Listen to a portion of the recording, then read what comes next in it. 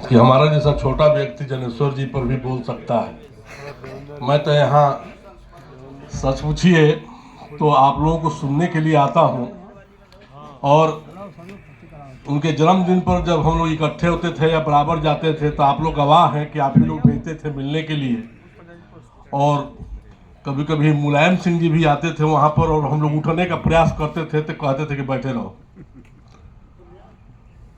तो समाजवाद हमारे नज़र में तो वही उनका वहीं पर परिलक्षित होता है। एक मिनट जरूर विषय के बारे में कहूँगा। जो विषय लिखा हुआ है जनादेश तो स्पष्ट है।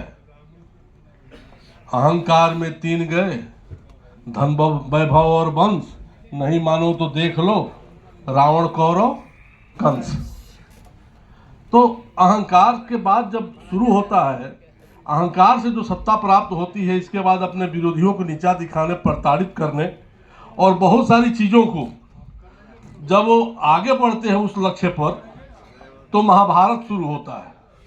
और जब महाभारत शुरू होता है तो मित्रों 10 अक्षौणी सेना भी उसको बचा नहीं पाती है। चौड़ा सीना होना तीन परिस्थितियों में होता है, या तो गर्व में होता है, या तो अहम में होता है, या वहम में होता है। गर्व जब अहम में बदल जाता है तो फिर अहंकार शुरू होता है, और वहम में रहने की वजह से लोग कभी गूंगी गुड़िया जब तक समझते हैं तब तक गूंगी गुड़िया कब गांधी बन जाती है और कब पप्पू पास हो जाता है उन लोग देखते रह जाते हैं। वैसी परिस्थिति में लोहिया कहते हैं कि जिंदा कौमें 5 साल इंतजार नहीं करती, और उसी समय में जयप्रकाश नारायण कहते हैं कि सिंहासन खाली करो कि जनता आती है, सिंहासन खाली करो कि जनता आती है।